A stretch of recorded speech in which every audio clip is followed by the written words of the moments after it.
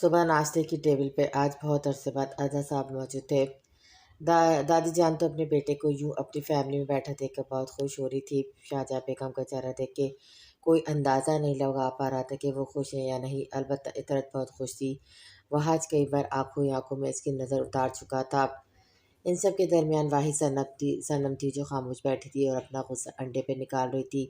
صنم بیٹا، آپ کی پڑھائی کیسی جاری ہے؟ اعظم صاحب نے کافی خوشگوار موڈ میں یہ بات کہی تھی، مگر صنم کے وجد کو ریزہ کرنے کے لیے سوال کافی تھا۔ اس سے پہلے وہ کوئی تلخ جملہ کہتی، اس کے برابر میں بیٹھی اطرت نے ڈائننگ ٹیبل کے نیچے موجود اس کا ہاتھ زور سے دبایا۔ صنم نے پھر بھی جاتے جاتے اتنا ضرور کہا، اعظم صاحب میں جب 3 سال کی تھی جب سے پڑھ رہی ہوں، حیرت ہے یہ سوال آج آپ کو یاد آیا؟ صنم، یہ کیا بدتمیزی ہے؟ صنم کے لہجے پہ شاہجہاں بیگم نے ایک دم سے ڈانٹا۔ اگر آپ چاہتی ہیں کہ میں بدتمیزی نہ کروں تو اچھا رہے کہ یہ صرف آپ سے اور آپ ہی سے تعلق رکھے، میرے وجود کو یہ بہت پہلے فراموش کر چکے ہیں۔ یہ بول کے صنم رکی نہیں اور گھر سے باہر چلی گئی، اسے ہیر کی یوں نہیں جانا تھا۔ اعظم صاحب گردن جھکا کے بیٹھے تھے، ایک دم ماحول افسردہ ہو گیا تھا، مگر اطرت نے فوراً کہا، بابا آپ اداس نہیں ہو، ایک دن سب ٹھیک ہو جائے گا، آپ کی یہی بیٹی آپ کے گلے لگے گی۔ وہاں صاحب کو پتا تھا صنم کا رویہ اعظم صاحب کے ساتھ اچھا نہیں ہے، مگر کبھی اس نے جاننے کی کوشش نہیں کی، مگر وہ جاننے کا ارادہ رکھتا تھا۔ شاہجہاں بیگم بھی وہیں نکاح جھکا کے بیٹھی تھی، انہوں نے بہت کوشش کی تھی صنم کے رویے کو چینج کرنے کی، مگر ناکام رہی۔ ویسے مجھے لگتا ہے ہیر ہم بہت اچھے دوست ہیں، صنم نے کافی کا گھونٹ پیتے ہوئے کہا۔ ہیر جو اپنی ہی سوچوں میں گم تھی، صنم کے سوال پہ ایک دم چونکی اور کہا، تم میری سب سے اچھی دوست ہو صنم، یہ بات تم نے کیسے سوچی کہ ہم اچھے دوست نہیں؟ اگر سب سے اچھی دوست ہوتی تو جان کے بارے میں مجھ سے نہیں چھپاتی، کیا مطلب؟ ہیر کے گھبراہٹ دیکھتے ہوئے صنم نے اس کے ہاتھ پہ اپنا ہاتھ رکھ کر کہا، میں کل رات سب سن چکی ہوں ہیر، تم نے کال کٹ نہیں کری تھی۔ صنم کے بولنے پہ ہیر کی آنکھوں میں نمکین پانی بھرنے لگا۔ صنم، جس شخص سے نفرت ہو اس شخص کا ذکر اپنوں سے نہیں کیا جاتا، میں نے فیصلہ کر لیا اسے لگتی کا، مجھے اس کی شکل سے بھی نفرت ہے، میں بہت جلد پاپا کو سب بتا دوں گی، بھائی نے بھی میرا ساتھ دینے کو کہا ہے، چلو یہاں تو اس نے کچھ غیرت کا ثبوت دیا۔ صنم نے ہیر کی بات پہ کافی طنزیہ کہا، صنم جب بھی میں نے بھائی کا ذکر تمہارے سامنے کیا ہے، یا تو تم اس جگہ سے چلی جاتی ہو یا پھر غصے میں کچھ بڑبڑاتی ہو، کیا بھائی نے تمہارے ساتھ کچھ غلط؟ آگے کی بات بولتے ہوئی نے خود کو باز رکھا۔ ہیر، کبھی کبھی ہم غلط وقت پہ غلط شخص سے محبت کرنے لگتے ہیں۔ ہیر، کیا تم بھائی سے؟ صنم، مجھے سچ سچ بتاؤ، بھائی نے تمہارے ساتھ کیا کیا ہے؟ تمہیں تمہاری دوستی کی قسم۔ ہیر کے پوچھنے میں صنم نے اپنی اور صائم کی ساری سٹوری سے سناتی۔ صنم کی آنکھوں سے مسلسل آنسو گر رہے تھے، مگر اس نے زیادہ دیر تک انہیں بہنے نہیں دیا اور بے دردی سے رگڑ ڈالا، تمہارے بھائی ایک زناکار ہیں ہیرا، میں اسے کبھی معاف نہیں کروں گی، کبھی نہیں، میں نے تو ٹوٹ کے چاہا تھا، میری زندگی میں آنے والا وہ پہلا مرد تھا، میں نے تو کبھی کسی غیر آدمی سے تعلقات نہیں رکھے، تو میرے نصیب میں اللہ نے ایک زناکار کا ساتھ کیوں رکھا؟ صنم کی کسی سوال کا جواب ہیر کے پاس نہیں تھا۔ ایک گمسم سی لان میں بیٹھی تھی، رات کا کھانا بھی اسے ٹھیک طریقے سے نہیں کھایا تھا، ذوحان اس کا سامنا کھانے کی ٹیبل پہ ہوا تھا، مگر ذوحان نے اسے نہیں دیکھا تھا۔ ایک خاموشی سے آسمان کی طرف دیکھ رہی تھی، جب صائم اس کے برابر میں اس کے بیٹھا، اس نے نوٹ کیا تھا کہ ہیر بہت چپ ہے۔ ہاں خالہ جان، اظہر مجھ سے وہاج کے بیٹے صائم کے رشتے کی بات کر کے گئے ہیں صنم کے لیے، میں نے بھی وہ لڑکا دیکھا ہے، اچھا اور نیک لڑکا ہے، مجھے تو دل سے یہ رشتہ قبول ہے، میں سوچ رہی ہوں ہاں کر دوں، وہاج میرے چھوٹے بھائیوں کی طرح ہے، بہت خوش رہے گی صنم وہاں۔ آپ کے شوہر ہوتے کون ہیں؟ میری زندگی کا فیصلہ کرنے والے۔ صنم جو چائے دینے آئی تھی، دادی جان شاہجہاں کی باتیں سن کے آگ بگولا ہو کر چیخنے لگی۔ صنم کی بات سن کے شاہجہاں آگے بڑھی اور ایک زوردار چماٹ اس کے منہ پہ دے مارا۔ دادی جان کے ساتھ ساتھ صنم نے بھی شوق انداز میں اپنی مما کو دیکھا۔ بس بہت ہوا، بہت ہونے سے تمہاری بدتمیزی برداشت کر رہی ہوں میں، تمہارا باپ ہے وہ، یہ حقیقت بدل نہیں سکتی تم۔ آج میں تمہیں بتاتی ہوں، اپنی غلطی کا احساس تمہارے پیدا ہونے سے پہلے ہو گیا تھا، یہ میں ہی تھی جس نے ان سے تعلق توڑا، آپ کے شوہر ہوں گے میرے کچھ نہیں لگتے، آج یہ بات میں ان کو اچھے سے سمجھا دوں گی۔ یہ بول کے صنم نے گاڑی کی چابی اٹھائی، تیزی سے گھر سے نکلی۔ بھائی، پتہ ہے کبھی کبھی ماں باپ کا کچھ غلط کرا اولاد کے آگے آتا ہے، پاپا نے مما کا ساتھ مجبوری میں چھوڑا تو ان کی بیٹی سے کسی نے نکاح صرف دکھاوے کے لیے کیا، کہنا کیا چاہ رہی ہو تم ہیر؟ سائم کو تھوڑا تعجب ہوا ہیر کے لہجے پہ، اسی طرح بھائی کا کیا ہوا بہنوں کے آگے آتا ہے، بھلا وہ کتنی دور ہو، صاف صاف بولو ہیر۔ سائم کی چھٹیس کچھ اور اشارہ کر رہی تھی، بھائی آپ کو دل بہلانے کے لیے صنم ہی ملی؟ ہیر کا کہنا تھا کہ سائم نے فوراً اپنی نگاہ جھکائی۔ آپ کو پتہ ہے بھائی وہ آپ سے اتنی محبت کرتی تھی کہ آپ سوچ بھی نہیں سکتے بھائی، اس کی زندگی میں آنے والے آپ پہلے مرد تھے، آپ نے جو ہر عورت کے لیے دل سے اس کی نیت سے واقف ہوتے ہوئے اسی عورت کا دل کیوں توڑتے ہیں جو آپ سے مخلص ہوتی ہے؟ آپ نے اس کی محبت کو کسی اور کے ساتھ آگے کی بات اس سے پہلے وہ بولتی ایک گاڑی زن کر کے گاڑی کے اندر گھر کے اندر داخل ہوئی۔ اس سے پہلے سائم کچھ سمجھتا ہیر نے ایک دم کہا سنم اس وقت ہیر اس سے پہلے سنم تک پہنچتی سنم تقریباً دوڑتے ہوئے اندر گئی، ہیر بھی اس کے پیچھے بھاگی اور سائم بھی۔ اظہر صاحب، سنم نے ٹی وی لاؤنج میں چیخ چیخ کے اظہر صاحب کو پکارا۔ اظہر صاحب جو وہاں صاحب سے سنم اور سائم کے رشتے کا ذکر کر رہے تھے تیزی سے نیچے اترے۔ دیکھتے دیکھتے پورا گھر نیچے جمع ہو گیا۔ سنم بیٹا تم اس وقت سب خیریت؟ اظہر صاحب نے جیسے ہی پوچھا ہیر ایک بار دوبارہ چیخ پڑی مجھے بیٹا مت بولے آپ اظہر صاحب۔ جوان سائم ہیر سبھی سن کے کھڑے تھے جبکہ نمرہ بیگم کو ہال اٹھنے لگے سنم کو دیکھ کے۔ آپ ہوتے کون ہیں میرے لیے کسی کا رشتہ لانے والے؟ ہیں کون آپ میرے؟ جوان جس کا دماغ پہلے ہیر کی وجہ سے خراب ہو رہا تھا غصے میں سنم کی طرف بڑھا اور کہا تمہاری ہمت کیسی ہوئی میرے ڈیڈ سے اس طرح بات کرنے کی؟ جوان کا ایسا بولنا تھا سنم جو پہلے ہی غصے میں تھی جوان کے منہ پہ ایک زوردار تھپڑ مارا اور کہا فوراً پیچھے جا کے کھڑو، اپنی ماں سے پتہ کرنا میں کون ہوں، پوچھنا ان سے کہ انہوں نے تمہارے باپ سے شادی کرنے کے لیے کتنی زندگیوں کو داؤ پہ لگایا۔ سنم کا تھپڑ کا کے جوان 2 منٹ کے لیے ہو گیا تھا، اسے لگا اس کے کان میں سوئیاں چبھ رہی تھی۔ آپ نے کیسے سوچا میرے بارے میں؟ جس بیٹی کے پیدا ہونے سے پہلے اپنے آپ نے اسے دھتکار دیا، اس کے بارے میں کیسے سوچا آپ نے؟ وہاج کو اب سمجھ میں آیا بات کیا ہے۔ وہ سنم کی طرف بڑھا اور کہا سنم بیٹا میں آپ کو سمجھاتا ہوں، آپ اندر آؤ میرے ساتھ، مجھے کسی کی کوئی بات نہیں سننی۔ سنم مسلسل رو رہی تھی جب اس کے اندر سے سائم پڑی جو اسے ہی دیکھ رہا تھا۔ سنم نے وہاج صاحب کو جھٹکا اور تیزی سے سائم کی طرف بڑھ کے اس کا کالر پکڑ کے کہا ہمت کیسی ہوئی میرے لیے رشتہ بھیجنے کی؟ سائم نے غور سے اپنے سامنے کھڑی سنم کو دیکھا، بکھرے بال جو پونی میں کہتے، کاجل بھری آنکھوں سے بہتے آنسو، اس کا حلیہ دیکھ کے سائم کے دل پہ غوسہ لگا۔ سنم مجھے نہیں پتا اس معاملے کا، سائم نے ہلکا سا کہا۔ واہ سائم واہ واہ کیا کہنے، تمہیں ایوارڈ ملنا چاہیے تمہیں تمہاری اس بے غیرتی پر۔ ویسے اس خاندان کے مردوں سے غلطیاں بہت ہوتی ہیں اور پھر مظلوم بن کے معافی کا بینل اپنے گلے لگائے گھومتے ہیں۔ ایک نے بیٹے کے چکر میں بیٹی کا وجود فراموش کر دیا، اب آگے وہ کہتے ہیں غلطی ہو گئی۔ اظہر صاحب نے کرب سے اپنی آنکھیں بند کی جبکہ جوان نے فوراً اپنی ماں کو دیکھا۔ ایک نے نکاح کے نام پہ ایک عورت کو انتظار کی سولی پہ لٹکایا، اب آ کے کہتے ہیں غلطی ہو گئی۔ وہاں صاحب کی نظریں شرم سے جھک گئی سنم کے جملے پہ۔ ایک نے نکاح جیسے پاک رشتے کو ہتھیار بنا کے ایک لڑکی کی محبت کی دھجیاں اڑاتی، اس کا سب کچھ چھین لیا، اب اسے یاد آ رہا ہے اسے محبت ہوگی اپنی منقوہ سے۔ سنم کے اس جملے پہ سب نے اسے دیکھا، اب کی بار اس کی نظر جوان پہ تھی جو گال پہ ہاتھ رکھے اسے ہی گھور رہا تھا، مگر سنم کے بولنے پہ بلا جھجک اس کی نگاہ ہیر پہ گئی جو نگاہ جھکا کے کھڑی تھی۔ اور تمہارے تو کیا کہنے مسٹر سائم وہاج، کسی کی محبت کو بہت آرام سے کسی اور کے ساتھ بستر پہ رون کے اسے دھوکہ دے کر آج شفا بنے بیٹھے ہو۔ مجھے تم سے نفرت ہے سائم، تمہارا وجود میری نظر میں کیچڑ ہے، اوقات نہیں تمہاری میری زندگی میں آنے کی۔ وہاج بہت غور سے سائم اور سنم کو دیکھ رہا تھا۔ برائے مہربانی مسٹر اظہر صاحب آج کی بات میرے لیے کسی ابھی آگے کی بات سنم بولتی۔ شاہجہاں بیگم جو اس کے پیچھے آئی تھی اور اندر آتے ہوئے سنم کی ساری باتیں سن چکی تھی تیزی سے آگے بڑھی اور سنم کو اپنی طرف مڑ کے ایک کے بعد ایک تماچا اسے مارا۔ مارے ماما جتنا مارنا مارے، میرے وجود کو فراموش کرنے والا میرا باپ نہیں ہو سکتا، مجھے نفرت ہے اظہر صاحب آپ سے نفرت۔ سنم اس سے پہلے کچھ اور بولتی ایک دم لاؤنج میں نمرہ کی آواز گونجی اظہر۔ نمرہ کے چیخنے میں سب اظہر صاحب کی طرف متوجہ ہوئے جو اپنے دل پہ ہاتھ رکھ کے نیچے بیٹھتے جا رہے تھے۔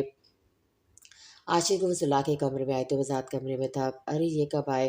بیڈ پہ سر کے نیچے ہاتھ رکھے وہ بنا چینج کیے سو رہا تھا۔ شانزے نے دھیرے سے اس کے قریب آئے اس کے پاؤں جوتوں سے آزاد کرنے لگی۔ بلیک قمیض شلوار میں محرم لباس کے پہنا وہ بہت حسین لگ رہا تھا۔ شانزے بے خودی میں سے تکنے لگی۔ شانزے کتنی بار اپنے رب کا شکر ادا کر چکی تھی کہ اس کی زندگی میں مزاج شامل ہوا۔ شانزے دھیرے سے اس کے چہرے کے قریب آئی تو ایک بار پھر اس کے لب مسکرائے۔ شانزے کے کہنے پہ اس نے اسے بریڈ کے ساتھ مونچھیں رکھی تھی جو اس پہ کافی جچ رہی تھی۔ اس کے پاس سے آتی پرفیوم کی خوشبو شانزے کو بہت پسند تھی۔ اچانک شانزے کی نگاہیں مونچھوں کے نیچے چھپے بذات کے لبوں پہ پڑی۔ اس سے اپنے بال سمیٹے اور بہت آرام سے بذات کے لبوں پہ جھک گئی۔ اس کی جھکتے بذات کی آنکھیں کھل گئیں۔ شانزے 2 منٹ میں اس کے لبوں کو چھوڑ چکی تھی جب بذات ایک دم اس کی گردن پہ ہاتھ رکھ کر اسے اپنے قریب کیا۔ اوہ آئے بذات آپ جاگ رہے تھے؟ پہلے یہ بتا تم کس کرنے میں اتنی کنجوسی کی کرتی ہو؟ उफ़ छोड़े मुझे आप। शांजा के चेहरे पे बेशुमार हया के रंग थे। इसने शांजा की गर्दन छोड़ के इसका चेहरा थामा और कहा, आप जब अब जब मेरी बीवी खुद मेरे पास आई है, मुझे इतना सुकून दिया तो कुछ मेरा भी फ़र्ज़ बनता है। इससे पहले शांजा बेज़ात की बात समझती, बेज़ात ने फ़ौरन अपनी पोज़ीशन बदली। बेज़ात कोई मौका आप हाथ से जाने नहीं देते ना, बिल्कुल नहीं। बहुत कम ऐसा होता है कि तुम मुझे खुद से अपनी गुर्बत से आशियाना करवाती हो। ये बोल के बेज़ात ने पहले इसकी दोनों आँखों को चूमा, उसके बाद इसके लबों पे झुक किया। बेखुदी का ये आलम था कि बेज़ात ने इसकी कमर के नीचे से हाथ निकाल कर इसे खुद से करीब किया हुआ था और शांजा ने इसकी कमर को थामा हुआ था। जब अचानक बेज़ात का मोबाइल बजने लगा। एक बार मोबाइल बज के बंद हो चुका था, मगर शांजा और बेज़ात का खुमार नहीं टूटा। जब एक बार फिर मोबाइल बजने लगा, तब बेज़ात ने लेटे-लेटे हाथ बढ़ा के मोबाइल मोबाइल उठाया। शाहजहाँ की कॉल आता देखकर बेज़ात ने कॉल यस करते फ़ौरन कान से लगाया। शाहजहाँ की बात सुनते बेज़ात ने सिर्फ इतना कहा, मैं आरो मलका 10 मिनट में पहुँच रहा हूँ। कॉल करते ही बेज़ात तेज़ी से उठा। इसके चेहरे पे परेशानी देख के शाहजहाँ भी परेशान होकर पूछने लगी, बेज़ात किसका फ़ोन था? कहाँ जा रहे हैं आप? शाहजहाँ, अज़हर भाई को हार्ट अटैक हुआ है, जल्दी चलो। पूरा कॉरिडोर भरा हुआ था। शाहजहाँ निम्रा का रो के बुरा हाल था। इतरत अलग रो रो के हलकान थी। वो हाथ से संभाला हुआ था। ज़ुबान खामोशी से सर झुकाए बैठा था। उसके चेहरे पे परेशानी वाज़ेह थी। इतने में बेज़ात और शाहज़हाँ पहुँचे। बेज़ात को देखते ही निम्रा और शाहजहाँ दोनों इसके गले लग के रोने लगी, जबकि शाहज़हाँ की निगाह सनम को ढूंढ रही थी, जो इसे इस कॉरिडोर में कहीं नहीं दिख रही थी। वो तेज़ी से इतरत के पास पहुँची, जिसका रो रो के बुरा हाल था। इतरता अभी सनम कहाँ है? नाम मत लो इसका, मर गई वो मेरे लिए। शांति की बात सुन के शाहजहाँ एकदम चीख पड़ी। वज़ात ने बेयकीनी की कैफियत में पहले शाहजहाँ बेगम को देखा और फिर इसकी निगाह अपने सामने खड़े साइम पे पड़ी, जो सिर्फ गर्दन हिला रहा था। थोड़ी देर बाद ऑपरेशन थिएटर के रूम का दरवाज़ा खुला तो डॉक्टर हुंजा बाहर आई। हुंजा, क्या हुआ? बताओ मुझे, वो ठीक है? शाहजहाँ बेगम ने फ़ौरन लपक के हुंजा को थामा। आंटी आंटी, आप रिलैक्स करें वरना आपकी तबीयत ख़राब हो जाएगी। हुंजा ने इन्हें कंधे से थाम के फ़ौरन कुर्सी पे बिठाया। इसी दौरान जवान बिल्कुल चुप था। इसे कुछ कहानी समझ में आई थी, मगर ये वक्त नहीं था पूछने का। देखिए, इनका हार्ट अटैक बहुत शदीद था। अगले 48 घंटे हम लोग कुछ नहीं कह सकते। हुंजा के साथ आए डॉक्टर ने इन्हें जवाब दिया और वहाँ से चले गए। इनके पीछे हुंजा भी गई। जॉन ने जब ये सुना तो गुस्से से कॉरिडोर से बाहर गया, जिसकी दीवार से लग के सनम बैठी थी, सबसे चुपके। साइम जानता था जॉन का वो किसके पास गया है। गुस्से में वो भी इसके पीछे गया और उसके पीछे बजात भी। अब यहाँ बैठ के किसका शोक मना रही हो? जॉन ने सनम के वजूद को कंधे से थाम के खुद के रूबरू खड़ा करके कहा। अगर सनम रो रही तो जॉन की भी आंखों से आंसू बह रहे थे। जॉन, मेरी बात सुनो। साइम ने फौरन आगे बढ़कर इसकी गिरफ्त से सनम को आज़ाद किया और खुद इनके दरमियान आ गया। जा मनाओ, खुशियाँ ले आई तुम्हारी नफ़रत इन्हें मौत के मुँह तक। ज़ुबान बस करो, बज़ात की बात पे इसने गुस्से में कहा। अभी नहीं बज़ात भाई, आज नहीं। साइम भाई हट जाए दरमियान में से। ये थी वो बेटी जिसका ताना मैं बचपन से सुनता आया था। जब से होश संभाला था यही सुना, काश में अल्लाह बेटी देता, बेटा नहीं। निम्रा, काश में अपनी दूसरी बेटी सनम के साथ रहता, तुम्हारे इस बेटे को नहीं देखना पड़ता, इसकी हरकतों पे चलना नहीं पड़ता मुझे। ये वो बातें थी जो मैं बचपन से सुनता आया था। मुझे पता है मेरे बाप की पहली शादी का, इनकी बेटियों का घर में मैंने आज तक अपने बाप से शिकवा नहीं किया।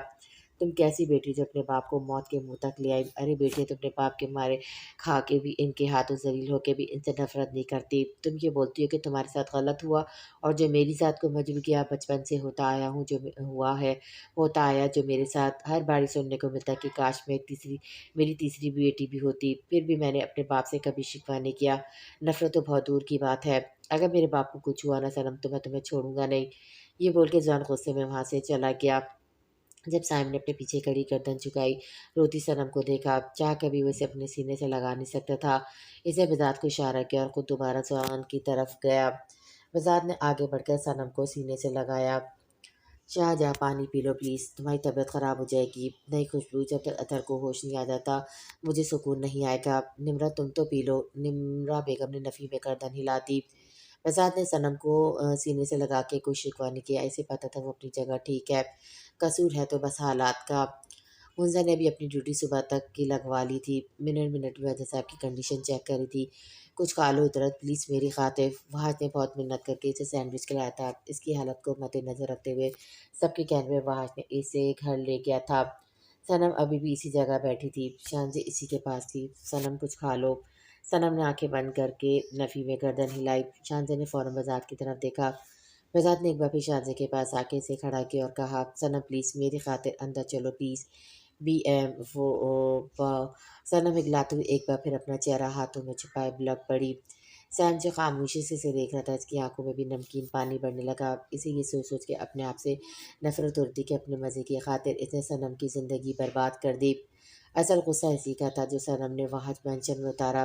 بس کرو یار صنم، جو ہوا اب تمہارے رونے سے بدلا نہیں جائے گا، مگر ایک بات ضرور کہوں گا، تمہیں اظہر بھائی سے اتنی بدتمیزی سے بات نہیں کرنی چاہیے تھی۔ جانتا ہوں تمہارے ساتھ زیادتی ہوئی، مگر اس کا مطلب یہ ہرگز نہیں کہ تم ملکہ کی تربیت کو سوالیہ نشان بنا دو۔ وضاحت کے بولنے پہ صنم ایک بار پھر رونے لگی۔ ویسے اس عمل کی وجہ آپ جانتے ہیں تو اس نے انسان کا دماغ تھوڑا درست کیوں نہیں کرتے، جس کی وجہ سے اس کے غصے کا نشانہ کوئی اور بنا۔ شانزے کو غصے میں دیکھ کے وضاحت ایک دم حیران ہوا۔ شانزے تم ابھی بات کو بڑھا رہی ہو؟ وضاحت نے اسے روکنا چاہا۔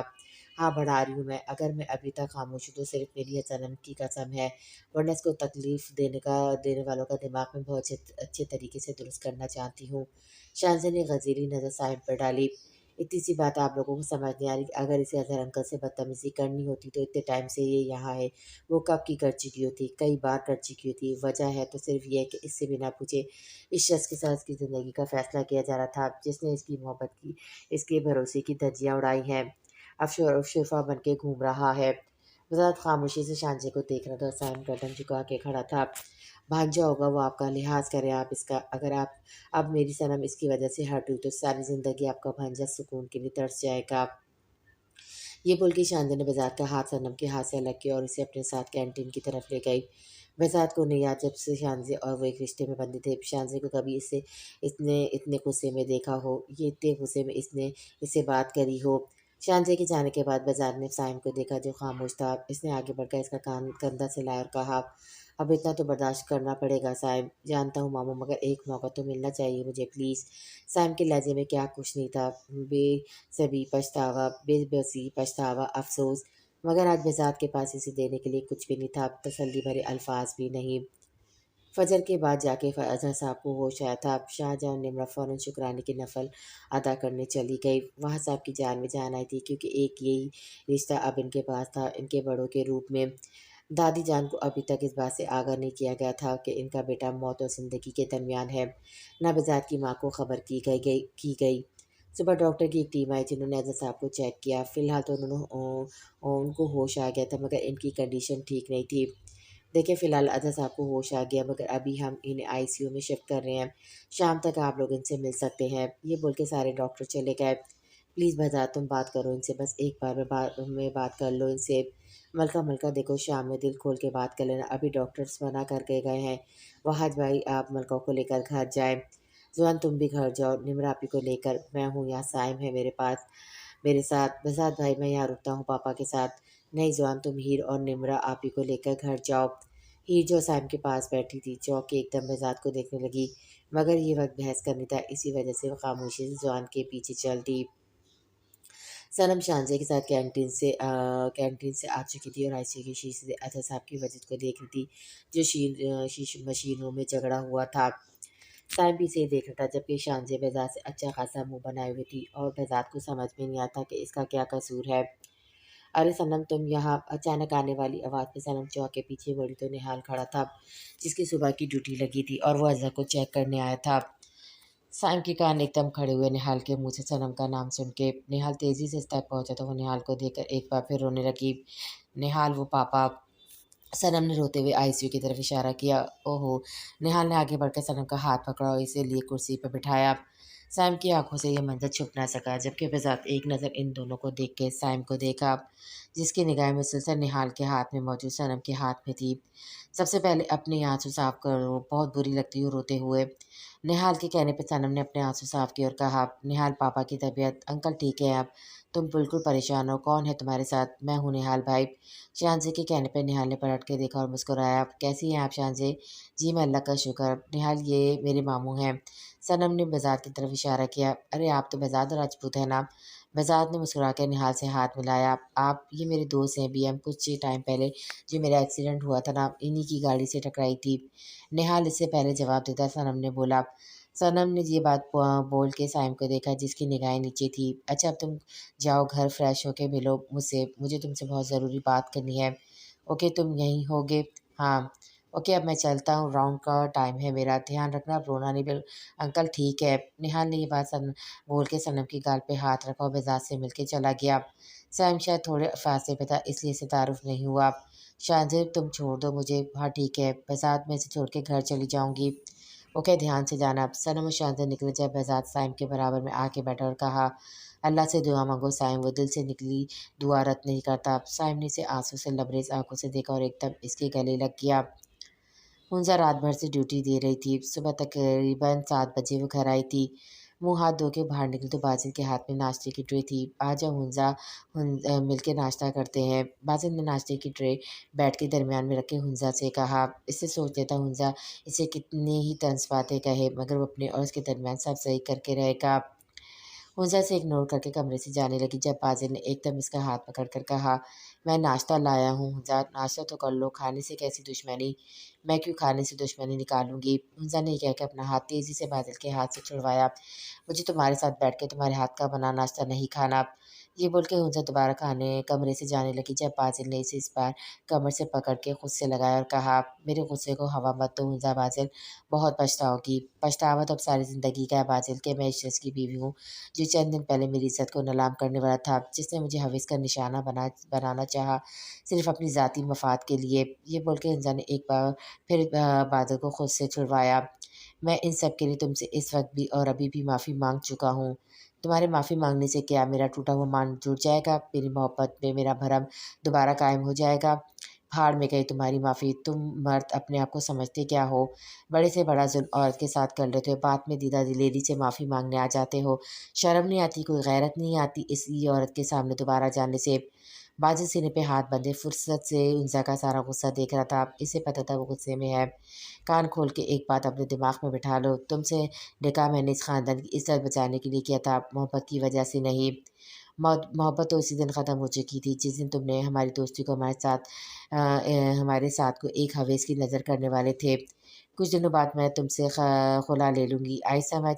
ہنزا کا اتنا بولا تھا کہ بادل نے آ کے بڑھ کر اسے قابو میں کیا اور لے جا کے پیچھے الماری سے لگایا۔ بازل چھوڑو مجھے، ہنزا اپنے ہاتھ پاؤں چلانے لگی بازل کا وجود اپنے آپ سے چھڑوانے کے لیے۔ کیا کہا؟ پھر سے کہو۔ بادل نے آنکھوں میں آنسو لے ہنزا سے پوچھا۔ ہنزا نے ایک نظر اسے دیکھا پھر اس کی آنکھوں میں آنکھیں ڈال کے کہا وہی جو تم نے سنا، میں تم سے خلا۔ اس سے پہلے ہنزا اپنا پورا جملہ مکمل کرتی بازل پورے اشتیاق سے اس کے لبوں پہ جھک گیا، اس کے دونوں ہاتھ اپنے ایک ہاتھ پہ قابو کر کے اپنا دوسرا ہاتھ اس کے پورے جسم پہ چلانے لگا۔ بازل کے سمے سے ہنزا ہچکیوں سے رونے لگی مگر بازل کو اس پہ رحم نہیں آیا۔ چند منٹ بعد اس نے ہنزا کے وجود کو آزاد کیا تو ہنزا اسی پوزیشن میں الماری سے لگ کے کھڑی رہی جس پوزیشن میں بازل نے اسے چھوڑا تھا۔ پہلے میں نے سوچا تھا میں نے واقعی گناہ کیا تھا تمہیں پانے کے لیے، تمہارے ساتھ زبردستی کر کے، مگر آج مجھے یقین ہو گیا کہ میری بے جا محبت اور کیئر نے تمہیں عرش پہ بیٹھا دیا ہے اور وہاں بیٹھ کر تم اپنے آپ کو کوئی اپسرا سمجھنے لگی ہو اور مجھے حقیر۔ ایک بات کان کھل کے سن لو ہنزا بازل، تم پہلے میری محبت تھی مگر اب میری ضد ہو، مجھ سے دور جانے کا خیال نکال دو اپنے اس بیکار دماغ سے۔ بازل نے باقاعدہ اس کے دماغ کی سائڈ پہ اپنا ہاتھ مارا۔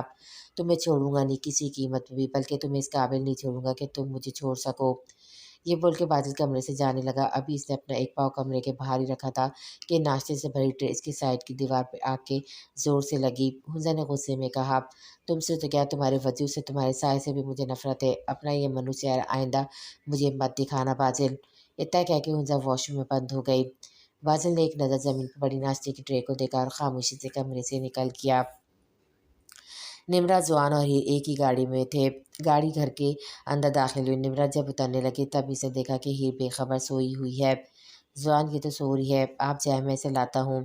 نمرا نے ہاں میں گردن ہلائی اور اندر بڑھ گئی۔ زوان نے پیچھے کا دروازہ کھول کے ہیر کو آواز دی ہیر ہیر، مگر ہیر اتنی بے خبر سو رہی تھی کہ اس نے اتنے قریب سے آتی زوان کی آواز کو بھی نہیں سنا۔ زوان نے ایک نظر اسے دیکھا، اپنے چاروں طرف اس نے چادر لپٹی ہوئی تھی، پاؤں سے سیٹ کے اوپر رکھ کے سو رہی تھی۔ زوان نے غور سے اس کا چہرہ دیکھا، آج بھی وہ پہلے کی طرح معصوم تھی، بس فرق تھا تو اتنا، اب اس کے دل میں زوان نہیں تھا۔ زوان نے کچھ سوچتے ہوئے پہلے اس کے کوسے سے اپنے ہاتھ میں لیے اور پھر جھک کے اسے اپنی گود میں اٹھایا اور آرام سے گاڑی کا دروازہ بند کیا۔ زوان اسے لے کر آرام آرام سے چلنے لگا۔ ہیر نے نیند میں ہی زوان کی شرٹ کو تھاما اور اس کے سینے سے اپنا سر لگا لیا۔ ہیر کی اس حرکت سے زوان کا دل بے ایمان ہونے لگا، پل بھر کے لیے اس قدم رک گئے مگر پھر اس نے اپنے قدم بڑھائے اور دل میں کہا زیادہ خوش مت ہو زوان نظر، ابھی نیند میں ہوش میں تیرے سینے پہ اپنی گردن نہیں بلکہ تیرا گلا ہی دبائے گی۔ بہت آرام سے اس نے ہیر کو اس کے کمرے میں لٹایا، اس کے ماتھے پہ اپنے لب رکھ کے اس نے اسے چادر اڑائی، چادر اڑا کے وہ جیسے ہی پلٹا چونک کے ایک دم وہ دوبارہ ہیر کی طرف گھما۔ اس نے ہیر کا سیدھا ہاتھ تھاما تو پل بھر کے لیے حیران ہوا کہ اس نے دوبارہ سوئی ہوئی ہیر کا چہرہ دیکھا۔ ہیر جس کے سیدھے ہاتھ کی تیسری انگلی میں آج بھی زوان کی دی ہوئی پرپوز ڈے والی رنگ تھی، یعنی یہ آج بھی مجھ سے محبت کرتی ہے۔ زوان نے خود ہی اندازہ لگایا۔ زوان نے کچھ سوچتے بہت آرام سے اس کے ہاتھ سے رنگ نکال لی۔ مما مجھے آپ سے بات کرنی ہے۔ ہیر کے کمرے کے نکلنے کے بعد زوان نے نمرہ بیگم کے کمرے کا رخ کیا۔ نمرہ بیگم جو ابھی شکرانے کے نفل پڑھ کے بیٹھی تھی، زوان کے کہنے پہ ان کا دل انہونی خدشات سے ڈرنے لگا۔ ہاں بیٹا بولو۔ ماما مجھے یہ بات تو پہلے سے پتہ تھی کہ پاپا کی آپ دوسری وائف ہے۔ میں نے کئی بار پاپا کو آپ سے کہتے سنا تھا کہ میں نے تمہارے لیے شاہجہاں کو دھوکہ دیا۔ آج آپ مجھے خلاصہ کریں مما، کون سا دھوکہ دیا پاپا نے اور آپ نے شاہجہاں آنٹی کو؟ کیوں صنم پاپا سے اتنی بدگمان ہے؟ مجھے سچ جاننا ہے مما۔ نمرہ بیگم نے ایک ٹھنڈی آہ بھر کے بیڈ پہ بیٹھ گئی۔ جس سوال کا سامنا کرنے سے وہ ڈر رہی تھی، آج وہی سوال ان کے سامنے ان کا بیٹا دہرا رہا تھا۔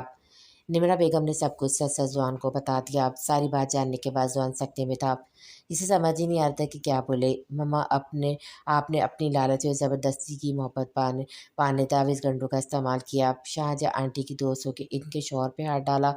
اف مما یہ کیا کیا آپ نے؟ زوان ایک دم چیخ پڑا۔ ایک لڑکی کی ذات کو پیدا ہونے سے پہلے سوالیہ نشان بنا دیا۔ مجھے شرم آ رہی ہے مما اپنے آپ سے۔ سلام ہے صنم کو، وہ آپ کو اور پاپا کو اپنے سامنے برداشت کرتی ہے، چپ رہتی ہے۔ واقعی اعلیٰ ظرف کی مالک ہے شاہجہاں آنٹی کہ انہوں نے آپ کو معاف کر دیا، نانی کو معاف کر دیا۔ پاپا کی تکلیفیں وہ تڑپ گئیں، مگر صنم اتنی ذلت کی حقدار نہیں، وہ اپنی جگہ بالکل ٹھیک ہے۔ پاپا کوئی حق نہیں اس کی زندگی کا کوئی بھی فیصلہ کرنے کا، وہ اپنی آنکھوں کے سامنے اب دونوں کو برداشت کرتی ہے، یہی اس کے ظرف کی اس مثال ہے۔ اس کی جگہ اگر میں ہوتا تو پتہ نہیں آپ دونوں کے ساتھ میں کیا کر بیٹھا، اس شخص کا نہ جانے کیا حل کرتا جس نے میرے وجود میری شخصیت کو سوالیہ نشان بنا دیا۔ یہ بول کے زوان غصے میں کمرے سے نکل گیا اور نمرہ بیگم ایک بار پھر پچھتانے کی آنکھ میں جلنے لگی۔ بذات کافی دیر سے شانزے کا انتظار کر رہا تھا، وہ صبح ہی صنم کے ساتھ ہسپتال سے نکل گئی تھی۔ بذات دوپہر میں آئے تو اسے پتہ چلا شانزے ابھی تک گھر نہیں آئی۔ پہلے سے پریشانی ہوئی، مگر جب اس کے نمبر پر شانزے کا ٹیکس آیا کہ وہ شام تک گھر آ جائے گی، ابھی صنم کے ساتھ ہے تو وہ ریلیکس ہو گیا۔ شام سے رات ہونے کو تھی مگر شانزے کا کچھ پتہ نہیں تھا۔ اس سے پہلے بذات غصے میں کمرے سے نکلتا، شانزے نے کمرے میں قدم رکھا۔ تم نے کہا تھا شام تک آ جاؤ گی، بذات نے غصے میں شانزے سے پوچھا۔ شانزے نے اپنا بیگ سائڈ پہ رکھا اور پیر پر تقریباً لیٹتے ہوئے کہا، ہاں میں صنم کے ساتھ تھی اس لیے لیٹ ہو گئی، آپ کو بتایا تھا میں نے دیر سویر ہو جاتی ہے۔ یہ بول کے شانزے بذات کو اگنور کر کے جانے لگی، تب بذات نے اس کا ہاتھ تھام کے کہا، مجھ سے کس بات کی ناراضگی ہے شانزے، میں نے کیا ہے؟ بذات اس ٹاپک کو نہ ہی چھیڑے تو بہتر ہوگا، یہاں بیٹھو۔ بذات نے اسے صوفے پہ بٹھا کر کہا، اب بتاؤ میرا کیا قصور ہے؟ بذات صنم کا کیا قصور ہے یہ بتائیں مجھے، کیوں اسے ہر دفعہ تنہائی کی سزا سنائی جاتی ہے؟ کیوں ہر دفعہ اسے شاہجہاں آنٹی ذلیل کرتی ہیں؟ آپ نے بھی اسے ہی قصوروار ٹھہرایا، کیوں؟ شانزے تم جانتی ہو اظہر بھائی کی حالت، اگر انہیں کچھ ہو جاتا تو؟ میں یہ سب نہیں جانتی بذات، آپ نے خالی صنم پہ نظر رکھی ہوئی تھی، میں نے اس کے ساتھ وقت گزارا ہے، بچپن سے میں اس کے ساتھ ہوں، اگر اظہر انکل نے اس کے ساتھ ناانصافی کی ہے تو انصاف شاہجہاں آنٹی نے بھی نہیں کیا۔